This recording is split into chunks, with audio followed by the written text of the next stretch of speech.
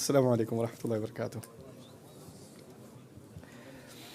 أعوذ بالله من الشيطان الرجيم. ولقد ذرأنا لجهنم كثيرا من الجن والإنس لهم قلوب لا يفقهون بها ولهم أعين لا يبصرون بها ولهم آذان لا يسمعون بها أولئك كالأنعام بل هم أضل أولئك هم الغافلون. رب اشرح لي صدري ويسر لي أمري واحلل عقدة من لساني يفقهوا قولي. فالحمد لله والصلاة والسلام على رسول الله وعلى آله وصحبه أجمعين. أما بعد, once again everybody, Assalamu alaikum wa rahmatullahi ta'ala wa barakatuh. Today, ayah number 179 of Surah Al-A'raf, where Allah will give us yet another very powerful image. There's a lot to unpack here, and there are some discussions in this ayah that I'm going to kind of give you a quick glossary overview of, because I think for Muslims, these discussions are important to have. I'll be candid with you about the difference of opinion. I probably stand in the minority opinion camp myself on this. So I'll elaborate my position. I think it's a part of intellectual honesty that if I have an opinion on something or I'm convinced of something in my study of the Quran, but that doesn't seem to be a good majority of scholars or interpreters, etc., then I should be candid with you about that and say, hey, I've seen their argument. Here's why I don't find it convincing. Here's my position. You need to make up your own minds. I'm not trying to tell you to subscribe to one view or the other. But there should be an openness and a transparency when it comes to certain positions. I'm not saying that the position I'm about to share isn't shared by anybody, but it's not in good number. وَلَقَدْ ذَرَأْنَا لِجَهَنَّمَ كَثِيرًا مِنَ الْجِنِّ وَالْإِنسِ. The position has to do with the opening statement in this ayah. Allah says that we created, and in the word ذَرَأَ, there's a direct meaning of creating, but because it's used for the creation of crop, so there's a kind of a kinaya in the word, an implication in the word of spreading out. But that's not the linguistic meaning of the word. It kind of assumes that secondary, added meaning to the word. So we created for Jahannam, and we created and spread out, now this is the translation that's conventional understanding, for Jahannam, many, many out of the jinn and the human beings. Now that statement sounds like Allah created a lot of human beings for one purpose. And what's that? Jahannam. And He created a lot of jinns for the purpose of Jahannam. And that statement is in one way or the other supported by a good number of tafasir when they come to this ayah, that somehow Allah designed certain people and their entire function in existence was actually to end up in Jahannam. This is called, when you say for, in English, if I say I did this for this purpose, right? I did this for this purpose. Then the for is telling you the reasoning behind something, right? For example, I cooked for you, or I cooked for dinner, so for the purpose of dinner, right? So the word for illustrates purpose. That's called ta'lil, or illa in Arabic, right? But there are other meanings of the word lam. It's not just for as in illa. It can serve other functions. And one of the functions it can have is aqiba, outcome. So for example, and this could sound sarcastic, you have some of you have children that are older now that you're going to university, right? And you're paying their tuitions, you're paying their college fees.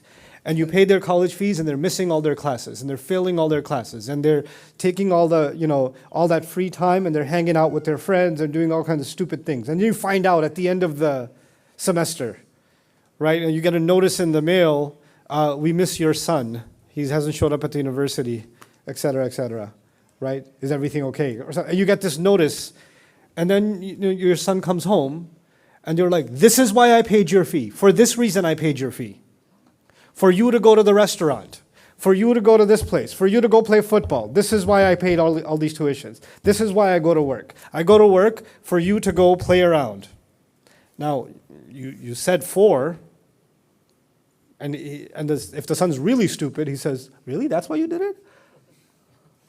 Huh? You could have just given me the money. That statement, to put it in a nicer English word, that's lament. Meaning, I did all of this, and I did it for this tragedy. That would be kind of a lam al-aqiba meaning. It's similar to an incident in the life of Musa alayhi salam. Musa alayhi salam was crossing the water. Fir'aun is behind him. The water has opened up. He's crossing the water. As he's crossing the water, he's got women, children, old people.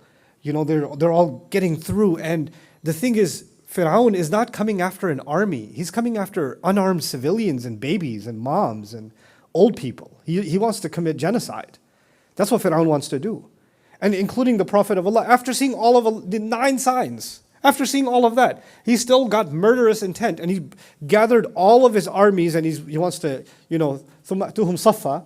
So he wants to come at them once and for all and end this problem, kill the vermin, basically. And Musa alayhi salam turns to Allah and says, إِنَّكَ أَتَيْتَ فِرْعَوْنَ عَلَى فِرْعَوْنَ زِينَةً وَأَمْوَالًا. You gave these people, these descendants of the pharaohs, one king after another, they have this entire lineage, right? Because this is a dynasty for thousands of years, centuries and centuries. You gave them such beauty. You gave them all kinds of wealth. لِيُضِلُّوا عَنْ سَبِيلِكَ. So they could misguide other people from your path. Now, one way to read that is, Ya Allah, you made them really wealthy and you made them really powerful because your purpose, Ya Allah, was so that they could serve the job of misguiding other people.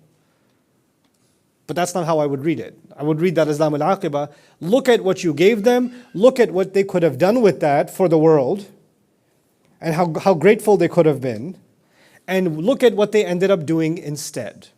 That would be the lam al-aqiba kind of reading. And that's the kind of reading I read here. It's a lament from Allah. Allah has created such remarkable creation, the human being. Allah says, إِلَّا مَنْ رَحِمَ رَبُّكَ وَلِذَلِكَ خَلَقَهُمْ. Except for the ones Allah shows, your Rabb shows rahmah to, and that is for that purpose, meaning the purpose of rahmah is why He made them. The reason I have a harder time accepting the alternative explanation, that some people were created for hell to begin with. The reason I don't find that a convincing explanation is then everything else in Islam stops making sense. At least to me. It's very difficult for it to make sense with accepting that explanation. Why?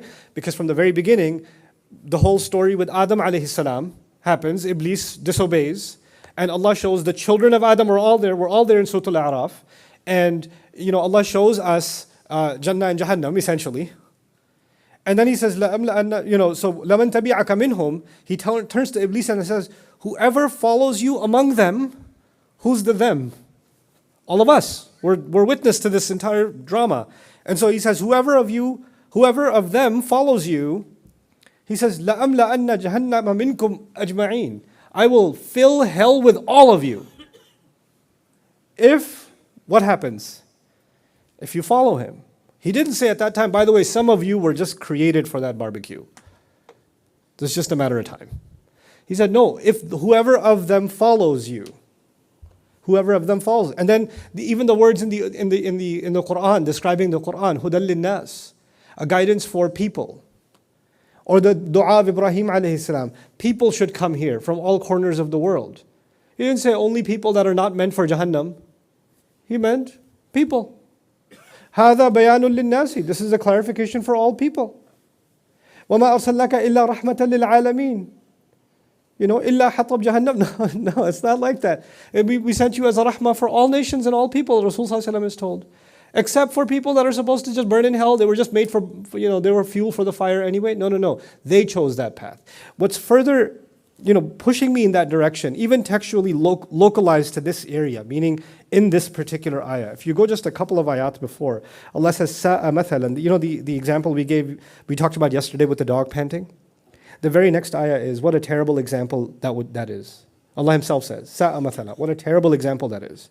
الْقَوْمُ الَّذِينَ كَذَّبُوا بِآيَاتِنَا. The nation that calls Allah's ayat a lie.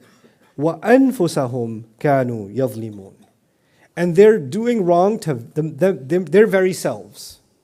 One of the explanations some scholars offered for this, on the other camp, the camp where some people are made for Jahannam, in that camp, one of the explanations offered was that, we all have the desire to do bad and to do good.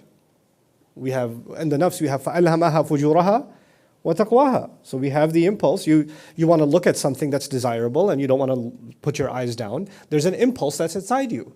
There's an anger that's inside you. And you want to, you get angry, you want to slap someone across the face or punch somebody in the nose or whatever. There's an emotion that comes, and that emotion is not under your control. If somebody says something to make you angry, it's not like you have so much iman that all of a sudden you don't feel anger. You'll feel anger. You'll still feel anger. You'll still feel temptation. You'll still feel an urge. You'll still feel and you'll still feel pride. You'll still feel some sense of comparison. You can't just say, oh, I'm a Muslim now, I don't have hasad anymore. Good luck. No, that's not true.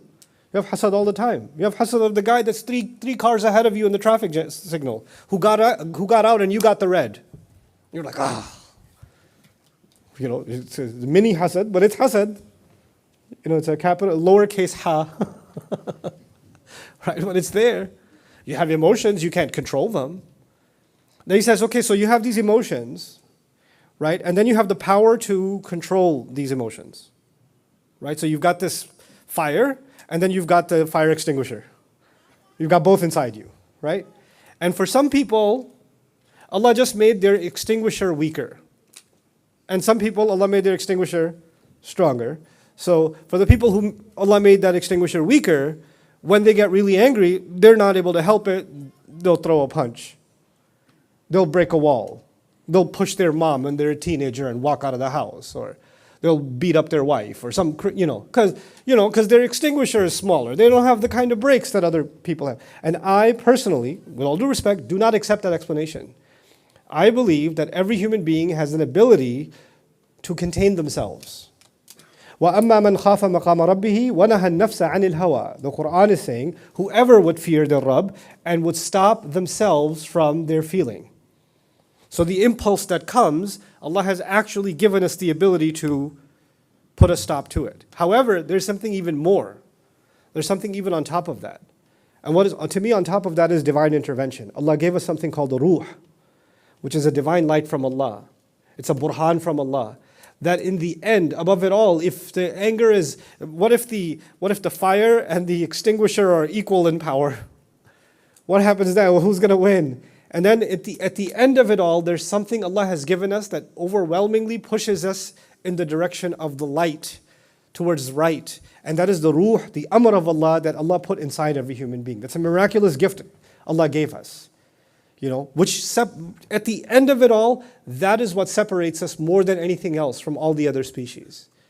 We have an ability to do good in the most difficult circumstances. Somebody could be tortured and beat to leave the religion, and every cell in their body is saying, just do shirk, it's easier, man. Go back to your family, life will be good again. And he won't do it. Something inside him is so powerful that even in the face of all of the incentives to go in the wrong direction, he won't do it. He won't do it. So this is my reading, again, not majority, of this ayah, that we ended up creating so many from the human beings and the jinn for the tragedy of them ending up in Jahannam. I'm adding tragedy in parentheses because I'm using lam al-aqibah. That they ended, all for them to end up in hellfire. And now Allah is describing, like I was giving you the college kid example. I paid your fee, I went to the job, I got you this, I even got you a car, I got you a bus card, I got you this, I got you money for lunch. So I did and then you do this? This is what you do? We even moved from our old home to a more expensive area to pay more rent so we could be closer to your university, to get you tuition. All these things you did, why? The more gifts that you've been given, the more you owe. And the more sad, the more disappointing it is that you didn't live up to the gifts that you were given, isn't it? So now Allah will mention the gifts that they were given. Now, we're not talking about the college kid in that crazy example. Some of you did that and already got yelled at by your parents. You're like, who told him? Why is he talking about my family situation? Yeah, your dad talked to me. He didn't. But I got you for a second. One young man was like, لَهُمْ قُلُوبٌ لَا يَفْقَهُونَ بِهَا. They have hearts that they don't think deeply with. They have hearts that they don't think with. وَلَهُمْ آذَانٌ وَلَهُمْ أَعْيُنٌ لَا يُبْصِرُونَ بِهَا. They have eyes that they don't see with. وَلَهُمْ آذَانٌ لَا يَسْمَعُونَ بِهَا. And they have ears that they don't listen with. أُولَٰئِكَ كَالْأَنْعَامِ. They are like cattle. بَلْ هُمْ أَضَلُّ. They're even far more lost than cattle. They're even more wasted than cattle. Dalal is being lost. Dalal is also being wasted. They're far more lost than cattle. They're even more of a waste than cattle. أُولَٰئِكَ هُمُ الْغَافِلُونَ. Those are the people that are ultimately unaware, heedless, clueless. Now, let's try to unpack what's going on here. So the first thing, let's get that out of the way. A lot of times students come up to me, Ustadh, I have a question. I'm a student of science, and in science, the heart doesn't do any thinking, and the Quran says that the hearts, they don't think with them. Obviously, we don't think with the hearts. So that's why I'm not praying anymore, because of this ayah. Okay. This is what you all sound like to me when you ask a dumb question. So let's talk about that. No, I sound like that because I used to sound like that in college. Anyway, so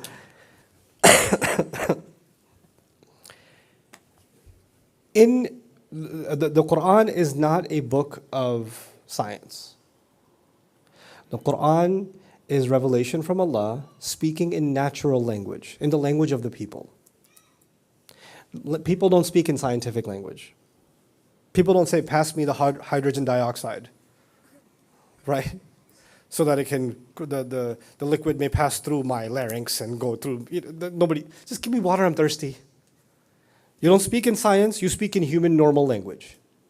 Your grandma doesn't say, this baby, for example, this baby, when I see him, there are certain, hormones and certain neurons that fire in my brain, causing me to stimulate endorphins that cause me to smile. She says, he brings joy to my heart. Nobody speaks in science. We speak in normal language, right? We speak in unscientific language all the time, and it's a normal part of life. When somebody says, man, you broke my heart. She broke my heart, man. Did she? I think we should get a scan. That's pretty, what kind of punch was this? And how are you alive if she broke your heart? And then grandma says, oh, my grandchildren, they've stolen my heart. Is there a replacement surgery that happened? Nobody has a problem in speaking unscientific language all the time because it is a part of the human condition. We don't speak literally all the time. In fact, most of the time we don't. I love the sunset on the beach. Well, the sun didn't set. I love as the sun is sinking into the ocean. Actually, the sun's not sinking into the ocean at all. That's scientifically inaccurate. Just slap that kid and just enjoy the sun sinking into the ocean. Okay, because it's not the language of science.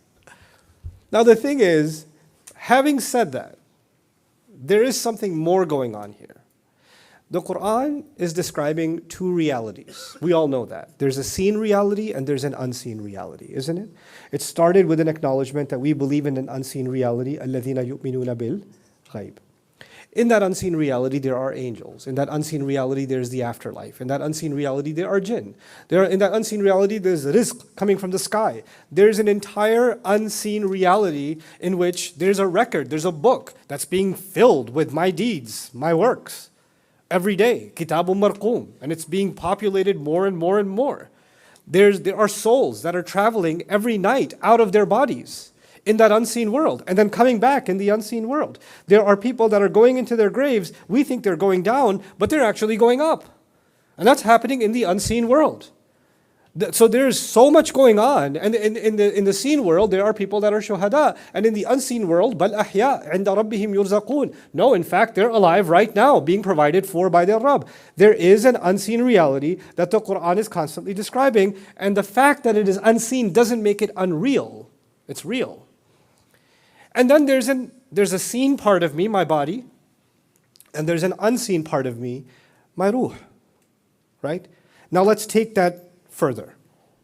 There's a seen heart, and there's also an unseen heart inside me. There's a seeing eyes, the material eyes. There's also spiritual eyes, the unseen eyes.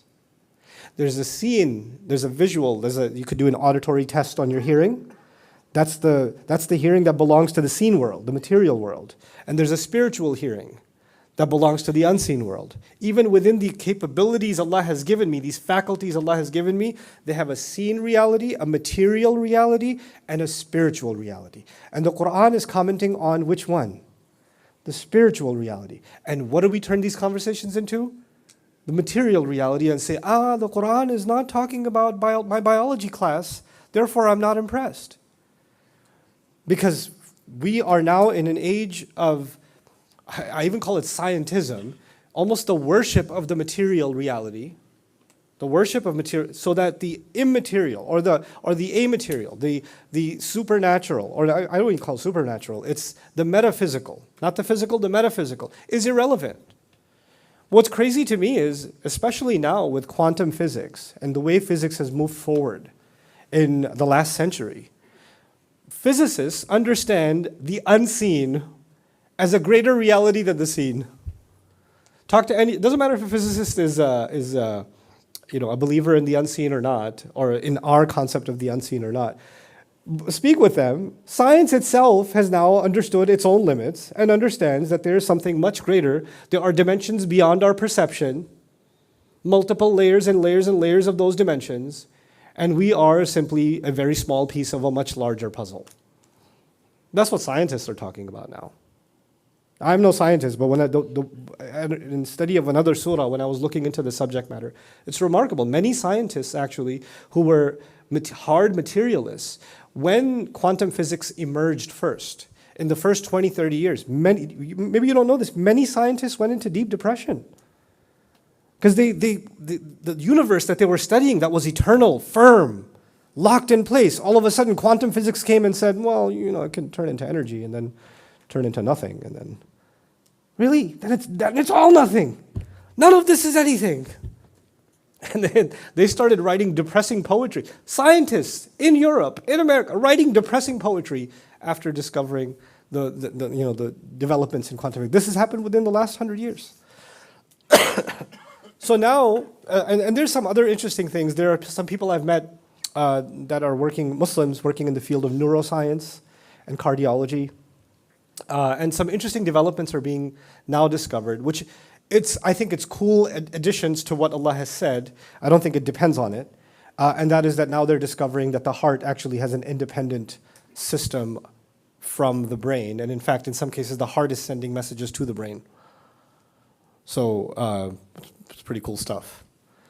And I don't have the brains for it to study the scientific journals, but eventually I'll probably sit with some of these researchers and do interviews with them about what Allah is saying and what they're finding in their research. But regardless, even if we never had that research, the point being made, the fundamental point being made is there is an unseen dimension to my heart, and there's a seen dimension to my heart. Didn't Allah say their hearts became hard like stone?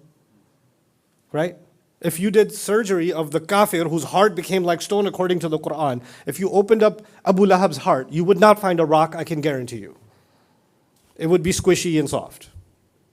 Because what you opened up is the material heart. And what Allah is commenting on is the spiritual heart. Now what's the difference between them? The difference is your ability to perceive the unseen. That's the point. The ability to see ayat. That's the difference. So let's figure out how. Let's say somebody is looking at a tree. And I was giving you this example yesterday. They've studied botany, they've studied plants, they know everything about this tree. They know its genome, they know its specific kind of variation, they know how old it is, how healthy it is. They can tell you all these things about that tree. But they see nothing in that tree that points them to something greater. Nothing. And then there's somebody whose heart, because they're looking at it with their brain. That person was looking at it with their brain. But then there's somebody who's looking at that same tree, even though they're looking at it with their brain too, they're also looking at it with their heart. And then they see, why is that tree here? It provides such beautiful shade. Who put that tree in place? How can a seed that has no life just burst open and turn into a gigantic tree that has life? And then that tree continue to produce fruits that benefit. And even within them, there are seeds that produce even more life. And somehow I'm the beneficiary of all of it, me and my animals. How is somebody's doing this for me? This is too well orchestrated. Because all I did was put a seed in the ground. I didn't do anything else. I just put some water on it. I didn't engineer the way it's going to pop open. I didn't engineer the way it's going to mature. I didn't engineer the materials that you needed, the construction material needed for its roots to spread. I didn't do any of that. All of that, it engineered itself. Now he's looking at it with his heart. And he's trying to find the answer to that question. The question, where's life coming from? How is it coming? لَهُمْ قُلُوبٌ لَا يَفْقَهُونَ بِهَا. They have hearts, but they refuse to think with them deeply, to understand with them deeply. Fiqh is al-fahm al-amiq. Fiqh in Arabic is deep understanding. They want to get to the depth of something. Allah is describing that every human being is capable of deep thinking. I'm glad, Jawad, you brought it up to me today. There's a book. I haven't read it, but he gave me the synopsis. That's why I have smart people around me. Thinking fast and thinking slow. Every day we think fast. Every day. You get up and you brush your teeth. You are not thinking about it. Or you barely, like a split-second thought, you brush your teeth. You get in the car. You get dressed for work. You put your socks on. Or you opened your fast. Or you took your shoes off when you got to these are all thinking fast. We're constantly thinking fast. But the biggest mistakes in our life, all of us have made mistakes in our life. All of them were because we were thinking fast. That same mistake, if you just slowed down and said, let me think about the consequences of what I'm about to do. Should I really be doing this? Is this good for me? Is this going to hurt me? Is this going to hurt others? Is this better for me in the long run? If I was really thinking about this clearly and not in the heat of the moment, would I be doing this? That would be thinking slow. Slow down and think through something. Most of our mistakes happen because we think fast and we don't think. So it's interesting, Allah says, كَلَّا بَلْ تُحِبُّونَ الْعَاجِلَةَ وَتَذَرُونَ الْآخِرَةَ. You love quick, Allah says. You all love quick. And you put off the later. You put off the afterlife. So we have this impulsive kind of thinking. This is the kind of thinking that marketers understand really well in the world of marketing. I know a lot of young people are really going in the direction of marketing and social media marketing and analytics and eventually with AI and other things, they're going to be studying the way our pupils dilate when we look into our webcams to see which images are working better and how quickly the eye to scroll responses. They're going to study that. They're going to track that stuff, right? Because they want to track human behavior as much as possible to capture your attention as much as possible, right? But I'll tell you, back in the day, the ancient world of marketing, when I was studying marketing, in the days of carts and horses, we used to study grocery stores. And in grocery stores, you'll notice that most people come in for breads, milk, and eggs. Bread, milk, and eggs. So you would think, because they come for bread, milk, and eggs, you should put it where? Right next to the door. Hey, got it? Go. Where did they put bread, milk, and eggs? They put it in the farthest corner of the store possible. And you have to literally, which way is the bread, milk, and eggs? Oh, you have to go here, here, here. You have to go through the chips and crisps. I apologize. Crisps, the fizzies. You have to go through the ice creams. You have to go through all the stupid stuff. But all that's, because, bread, milk, eggs, bread is going to take time. You're going to put it in a toaster. Eggs you're going to have to boil, and that's work.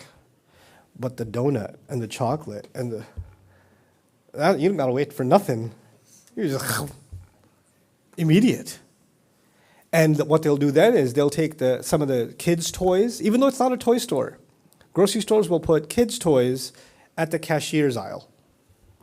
Because you're going to be in line at the cashier's aisle, and your kid's going to be with you, and the kid's going to be like, and they know. And you'll do anything to make your kids stop doing the drama that they're doing. So they will hold your kids' emotions over you, and in that hostage situation, you will buy that stuff. Because you're thinking what? Slow. That's slow thinking. Or thinking fast, rather. This is impulsive buying. And they depend on impulsive buying. So many sales are driven by impulsive buying, subhanAllah. Right? When you're conditioned that way, you don't think about bigger things. But let's step back from this. I've talked about some of these things in other talks, but I want to talk about some additional dimensions of this that I've not spoken about before. As believers, this ayah is about those who don't believe that, they end up in Jahannam anyway, but the tragedy is something that even a believer can experience. And how is that? Allah can give you awareness. Allah can make you aware of His deen, of the reality of the unseen, of the truth of Judgment Day, of the power of His words, of the wisdom, the endless treasures of wisdom that are inside this book that they change your perspective, man. Nothing seems small anymore. Nothing is petty. If you've been keeping up with the parables that we're going through, your worldview is morphing. If you're thinking about this all day, if you're spending some hours just thinking about this, then the way you see your world has changed. Your horizons have gotten bigger. They've expanded. But then, this is not something that stays on autopilot, because that was slow thinking. You have to stop and contemplate. You have to stop and think about it. But the world functions on fast thinking. So you go back in this world of quick, and slowly that horizon that opened up because of contemplating Allah's words, that horizon starts getting smaller again. And even though functionally you're still a believer, you're still praying, you're fasting, you're going through the motions, the world that was becoming so big in front of you started becoming small and myopic again, and you have the heart still, but you go through the motion of the prayer, but nothing really was felt. And you're reciting the Quran, but nothing really was felt. لَهُمْ قُلُوبٌ لَا يَفْقَهُونَ بِهَا لَهُمْ أَعْيُنٌ لَا يُبْصِرُونَ بِهَا. They have eyes, they can't see with it. Can you imagine the tragedy, the extreme tragedies in Makkah? There are people who can see Rasulullah ﷺ with their own eyes, and they just see a man. They just see someone who's insane. They see someone who's causing a problem for their business. They see someone who drove their son into madness by making them Muslim. They see someone who's a problem for their tribal hierarchy. That's all they see. Then he moves to Medina, some of the rabbis see him and they see someone who's taking away the attention that was coming towards them. They used to give their sermon, the rabbi used to give their sermon and everybody used to gather, and now Rasulullah speaks and everybody gathers. He's like, he's taking a crowd. What is this? I gotta post some videos to expose what he really is, and I gotta do some defamation or refutations of Muhammad. So I said, we gotta make some anti-Muhammad content, because otherwise this is gonna take all the whole market share. That's what they're thinking. They see the Rasul of Allah, sallallahu alaihi wasallam. They hear the word of Allah. They hear the word of Allah, and all they hear is a problem. How do we respond to that? How do we challenge that? How do we not get people to listen to that? That's all they hear. Isn't that tragic? لَهُمْ قُلُوبٌ لَا يَفْقَهُونَ بِهَا لَهُمْ أَعْيُنٌ لَا يُبْصِرُونَ بِهَا. And it's as if Allah started with the hearts. Then He goes to the eyes, right?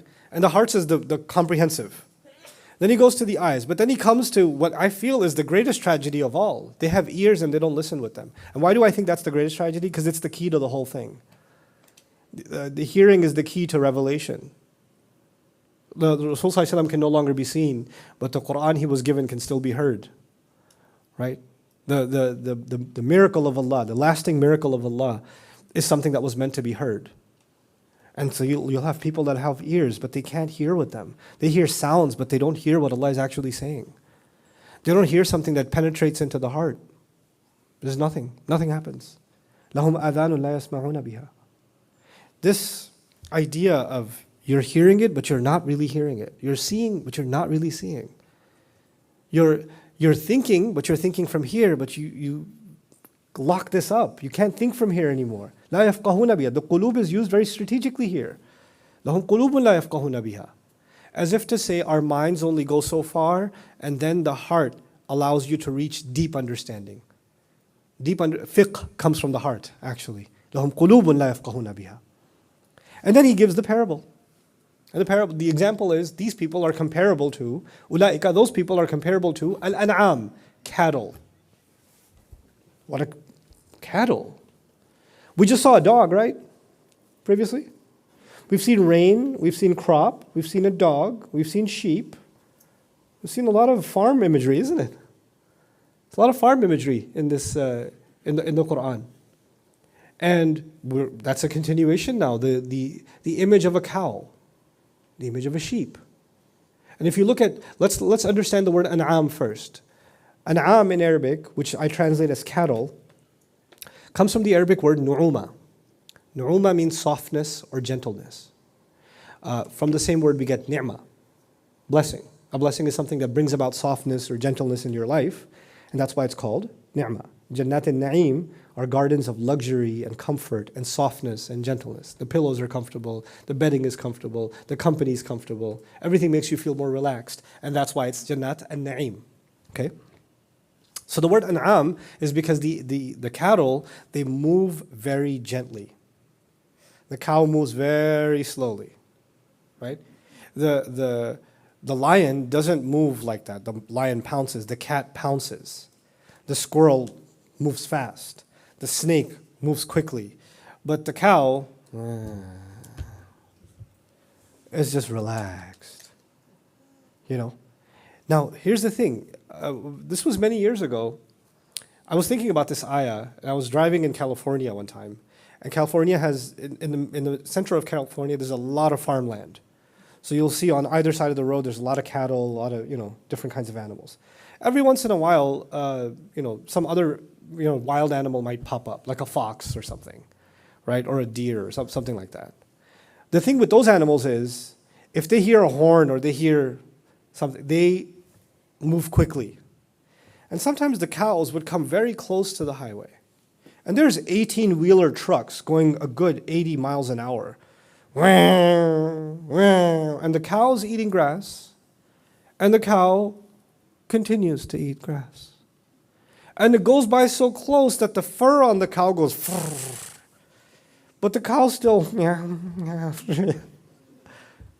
like it has no spatial awareness of, you're 2 feet away from becoming a burger, right?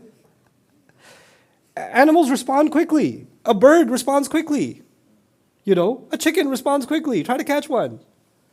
A pigeon responds quickly. A fly responds quickly. A snake responds quickly. They have these hyper reflexes, even dogs actually.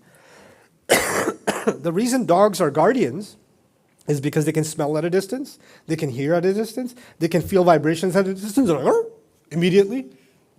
While the cows are still like, the dog's doing its thing. It's guarding the perimeter. Allah says these people are being compared to what? Cows.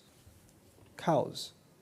Because cows went through many, many, many, many thousands of years of being domesticated from the wild to the point where they feel completely safe so long as they're inside the perimeter. Nothing can go wrong. And even if something goes wrong, they will walk slowly to safety. That's it. That's all they got to do. Allah says they're comparable to cattle. They have no sense of the real danger around them. They have no sense of reality around them. All they need to do is eat, poop, get the milk taken out of them, and then one day turn into beef. That's it. That's it. And by the way, the imagery is also being compared to a previous image where, remember, somebody calls out to animals like sheep and cows and they respond, right?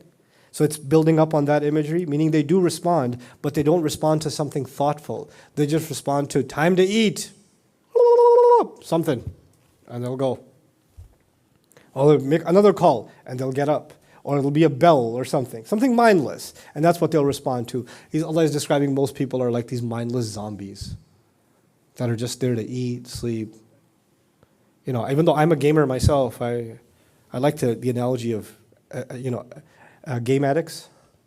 They have this basement in their mom's house, and the sun goes up and the sun goes down, and they're, empires rise and fall outside. COVID came and left. Didn't need a mask, never left. Just give me my what's its or something, and let me just, Mom, where's my food? They're just an'am. They're lost in here. It's all it is. You don't need anything else. You can just you're immersed in that world. And what is social media and these devices, these blessings and curses that we have now? What are they doing? They're turning us into cattle. We're just consuming. Instead of consuming grass, you're just consuming feeds. Sitting in the same place, not moving around. Some people go to the bathroom, don't come out for 2 hours. Don't even know what happened. Hey, Ramadan's over? So they have these. What's the tragedy? Qulub, a'yun, adhan, hearts, eyes, ears. These are remarkable faculties that Allah gave. And Allah is saying, I gave you such powerful gifts, you didn't use them. And that's how you ended up in Jahannam. That's how you ended up there. لهم قلوب لا يفقهون بها لهم أعين لا يبصرون بها ولهم آذان لا يسمعون بها. I was thinking about this ayah for myself, for just myself. And I feel sometimes, more and more, that I have stages of, I have an'am stages for myself. Like I'm studying and I'm learning and I'm teaching and all of that. But sometimes it's only in the lecture where I'm mentally engaged with what I'm learning and teaching, what I'm studying. But other times, and those are the best times, these ayat are in my head even when I'm walking and doing the groceries, or I'm taking the baby for a walk, or I'm looking at a tree and I'm experiencing what I'm telling you we should be experiencing. Other times I'm not experiencing it. Other times it's raining and I'm like, it's raining. But sometimes it's raining and I'm thinking, أَنزَلْنَا مِنَ السَّمَاءِ مَاءً. And when I do stock of my own self, I realize I'm not aware of the ayat around me majority of the time. Majority of the time, I'm also a cow. I feel like I'm a cow. That's a scary acknowledgement, but it is. It's an important acknowledgement. And to me, this ayah is a wake-up call for all of us, because Allah is saying, and myself included, Allah says, أُولَٰئِكَ كَالْأَنْعَامِ He says, بَلْ هُمْ أَضَلُّ They're even more lost and more of a waste than cattle. This part gets me. Okay, comparing us to cattle was bad enough. But the cattle were made for a purpose. They were made to just eat, and they were made to give milk, and then they were made to become a burger. And that's it. And them being dulled, and them just eating and going back to their shed, they at least fulfilled their purpose. Because that's all they were made for. It's not like we needed cows to design buildings. We didn't need that. But you weren't made like the cow. You were made so much better. So you being lost is forget being like the cow, that at least even at its most basic rudimentary level, its primitive existence, it fulfills a purpose. You are even worse because you don't even fulfill any purpose. You fulfill no purpose. بَلْ هُمْ أَضَلُّ They're even more lost. There's also an interesting thing about cattle, that even though they don't have deeper thinking, they do respond to a call, don't they? Because the imagery was, the one who calls, they respond. يَنْعِقُوا بِمَا لَا يَسْمَعُوا إِلَّا دُعَاءً وَنِدَاءً. But if you notice the people of ghafla, if you notice previous parables, you notice somebody wandering in the land and his companions are calling him, and can he respond? No, because he's deaf, he's mute, he's lost. And his ashab are calling him, يَدْعُونَهُ إِلَى الْهُدَى, but you can't hear them, he's just in his own world lost. So you're even, as dull as the cow is, you're even more dull. You're even more lost in your sensory, your understanding of reality. And then Allah says, and by the way, أُولَٰئِكَ هُمُ الْغَافِلُونَ Those are the people that are ultimately unaware. This is what ghafla actually is. Now the word ghafla, this is the last thing I'll share with you for today, because I told you this passage, concluding with 179, is actually about ghafla. Couple of things about that. The very next ayah is about Allah's beautiful names. وَلِلَّهِ الْأَسْمَاءُ الْحُسْنَى فَادْعُوهُ بِهَا. So beautiful. Because what's the antidote to ghafla? Remind yourself of the ultimate reality, and that's Allah. And every one of those names will open up, lift another curtain that was on your eyes. It'll make you less of a cow and more of a human again, and less of a cow and more of a human again. Every one of those names is unveiling the truth for you and for me. Call on Him with those names. Hear yourself say those names of Allah. Allah has the most beautiful names. The correlation with what's happening before is actually Allah saying, come back and realize who your Rabb is. You'll realize who you are. You'll realize who you are. This reminds me of what Allah says in Surah Al-Hashr. When He says, وَلَا تَكُونُوا كَالَّذِينَ نَسُوا اللَّهَ فَأَنْسَاهُمْ أَنفُسَهُم. Don't become like people who forgot Allah. Allah made them forget who they are themselves. It sounds like they forgot Allah and they forgot that they're even human. They started living an animal cow existence, or worse than cow existence. That's all that was left. There's a couple of dimensions to discuss here on Ghafilun.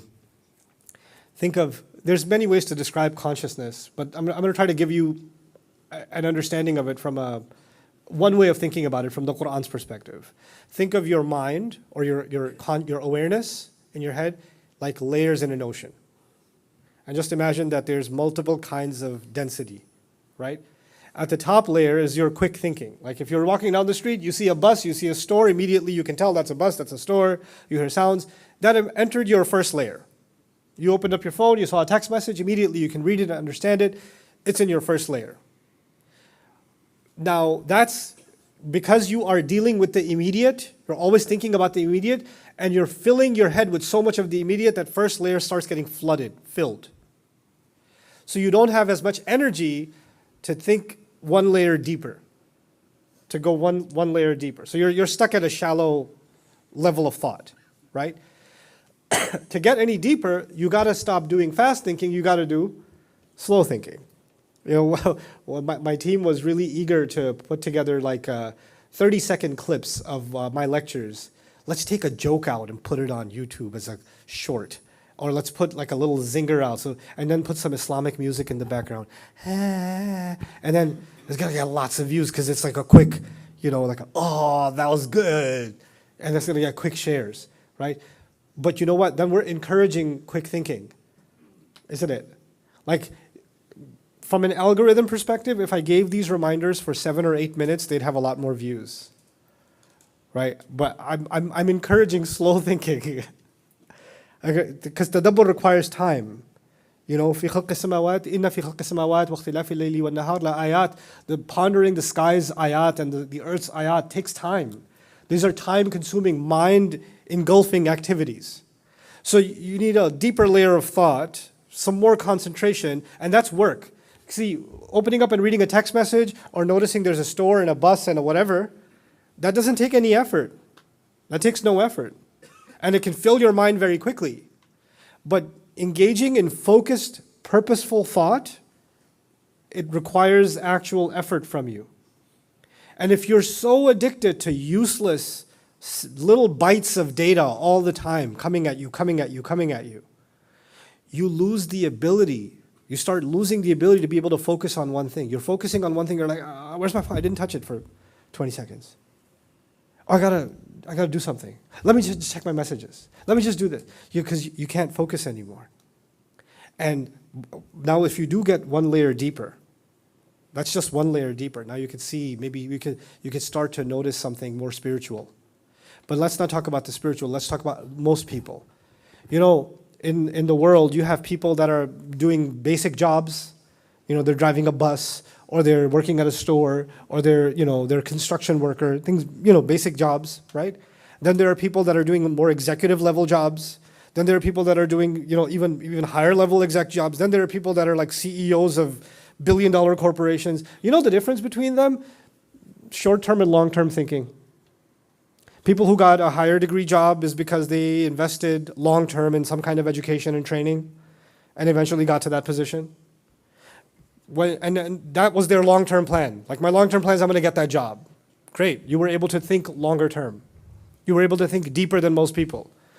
You didn't just think about today, this weekend, next weekend. You were thinking about 10 years from now, right? And you sacrificed a lot of your immediate pleasure for the long-term goal. Great. Good for you. You became a doctor.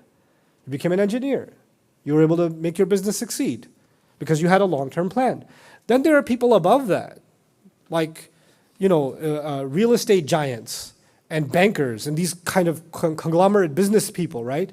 They're not thinking about next year or 2 years. They got a 50-year plan. They got 70-year projections. They're thinking massively big. So the more you move up in the world, the more powerful you see individuals, institutions, organizations. One of the things you'll notice in them is either they or the people around them think very, very long term. They think even deeper and deeper and deeper. They dive deeper. And they're thinking more and more about the future. They think this is going to happen 5 years from now, 10 years from now. There are people that invested, for example, in AI 7 years ago, 8 years ago. And now it's starting to emerge. But they were first comers into the field, right? Now bring that to perspective with what Allah is saying. We, Muslims, we're supposed to have the longest term thinking. Longest term. What are we going to do? What is our next generation going to do? What is our generation's next generation going to do? And how are we going to face Allah in the akhirah? The problem now has become, we think of right now, and then we think of the akhirah. We think nothing else. We barely think of the akhirah, but if we do, it's just now and akhirah. Don't worry about everything in between.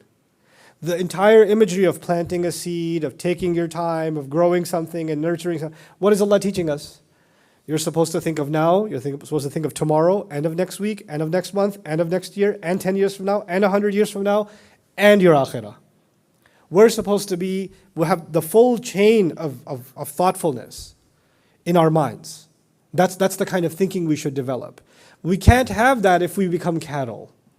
We can't have that if we have generations of Muslims being raised in families. You better get a good job. That's the highest that's it. You ask a young girl, what are you going to do when you grow up? I'm going to have a big wedding, like my sister. That's it. That's the ceiling you gave your little girl. Like that's going to be the happiest day of my life.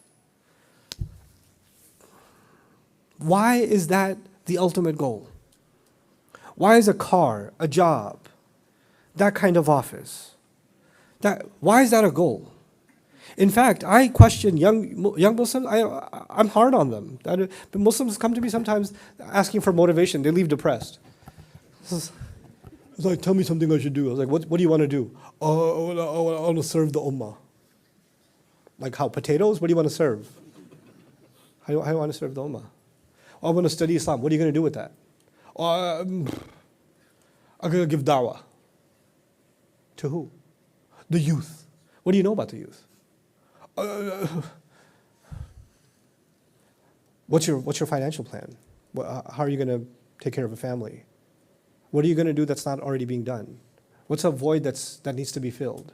What's a service that you're going to provide? How are you going to bring about an impact? By talking, or is there something more you have in mind? Is there a systematic change you want to bring? Is there a plan in your head? Is there a vision in your head? Is there somebody else's vision that you subscribe to that say, I want to be part of that vision? There's something more, or do you want to just come to me and say, I want to do something, I don't know what. Just tell me what to do. I don't endorse that kind of thinking. I don't like it. I don't encourage it. I don't feel sympathy for it. Because you shouldn't be told what you should do. You should have eyes to see where the gaps are. You should see where the problem lies. You should see what kind of solution you should be a part. You should think bigger. Think bigger. Have long goals. Goals that are much bigger than your life. They're much bigger than your life. And you're ready to give yourself to them. And then, that's the thing. That's long-term thinking, right? But from long-term thinking, you have to come down to short-term thinking. From long to short-term. So I'm sharing something personal with you as an extension of this dars. But that is that, in the long term, I have, for myself, for Bayyinah, for the work I want to leave behind, I think about death a lot. I think about what am I going to leave behind? What's my investment for standing in front of Allah? Because I got a lot to answer for, so I got to leave something good behind. Because I need the commissions, into the akhirah. So I got to think about what's the most effective use of the few years or days, whatever Allah has left for me, what's the most optimal use of my time? That I could do something that can residually benefit myself and also do something good here. And when I think about that, I'm thinking about, okay, I need to have a 1-year plan. I need to have a 5-year plan. Where am I going to see myself in 10 years? What's my vision for 10 years? And that might change, but at least I have some sketch in my head. But once I have that sketch in my head, then I tell my team, hey, this is what we're doing this month. The sketch is done. This is what I'm doing this month. And once the month is in front of me, the rest of the universe doesn't exist. It's only thing that matters is this month. And once Ramadan starts, I'm not thinking about the whole month. I'm just thinking about today. And as soon as this dars is done, all I'm thinking about is tomorrow. That's it. My entire universe is limited to, now I can be a cow. Now I can do that. Now I could put blinders on like a horse and just focus on what's right in front of me. Why? Because I laid out something. The map is laid out. Now focus on the task at hand. Now just give yourself to it. So there is this two-part thinking. And the people that are lost and the people that are unaware, being lost and being unaware is clearly about not having defined goals. You don't even know where you're heading.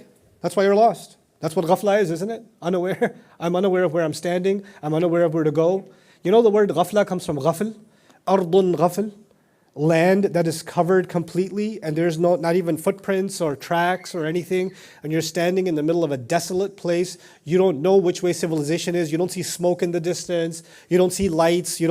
Nothing. And where am I even standing? That place is called ghafl. When you don't even know where you're standing, so how are you going to know where you're going to go?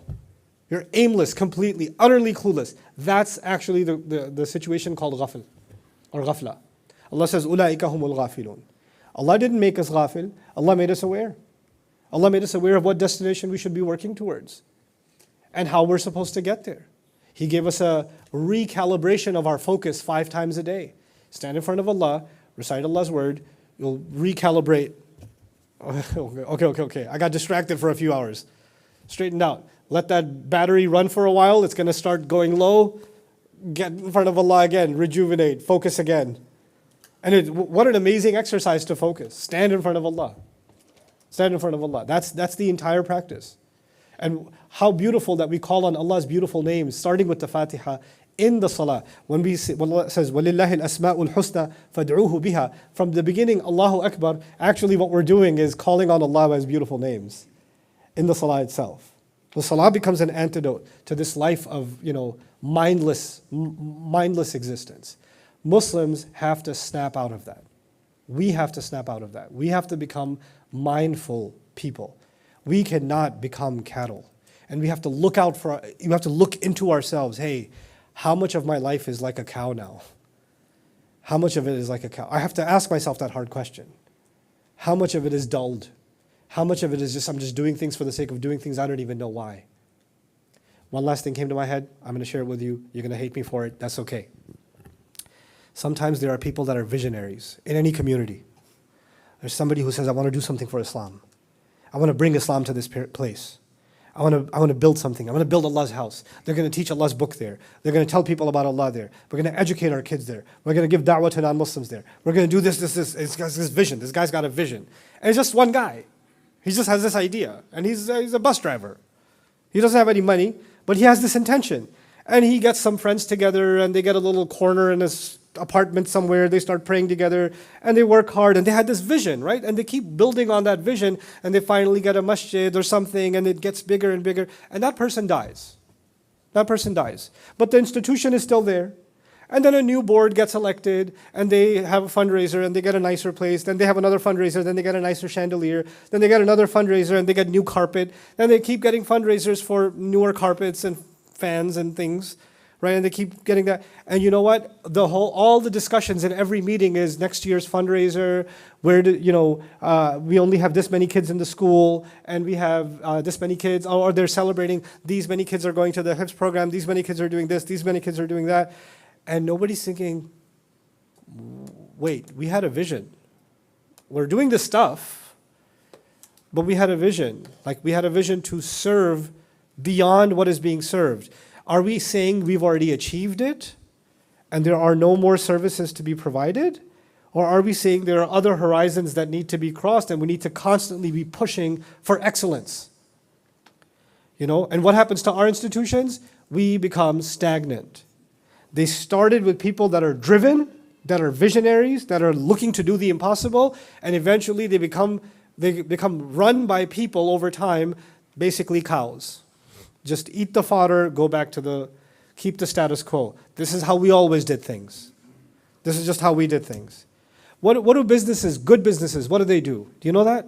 Good businesses, they keep an eye on the market, they keep an eye on the environment. They're like, how do we improve our service? How do we attract new customers? How do we provide something that the competition isn't providing? They're constantly ingenuitive. They're constantly maneuvering, changing plans. Why? Because that's what business requires. You have to keep up.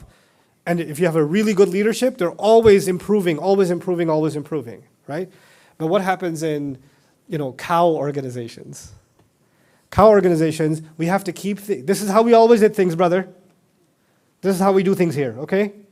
And then when you say, hey, there are these ideas, here's what you should implement. Here, the youth in this community came up with this innovative idea. You should implement this. It'll help a lot with the college kids. It'll help with kids that are losing their faith. It'll help with kids that are heading towards drugs, etc., etc. Brother, we're doing a lot, mashallah. We already do all these things.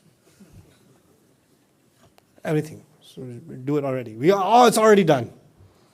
Thank you, though. Thank you for your suggestion. But mashallah, let me show you our new classroom.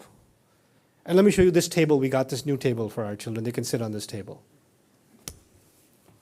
There's no ingenuity. It's not just that people become cows. Institutions become cows. Institutions become dull. They don't recognize the problem. Look at what happened in the Ummah.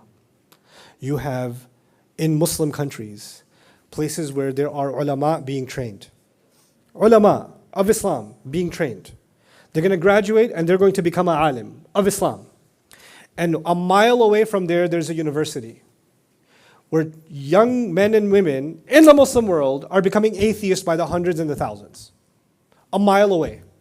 And if one of those kids that's becoming an atheist walks over to the newly graduated, this 25-year-old graduated from his university, this 25-year-old graduated, became an alim, and they end up at a coffee shop together.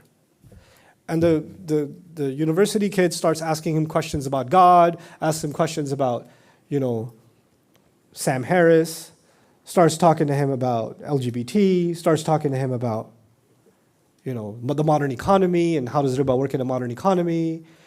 And this kid who graduated from the other side is like, A'udhu billahi minash shaitanir rajim. You know what I think? I think you need ruqya. I think that's what you need. Why? Because in some places in the Muslim world, we allowed our institutions to become cows. An aware being is looking at the reality around them and saying, hey, here's the problem that our religion came to solve.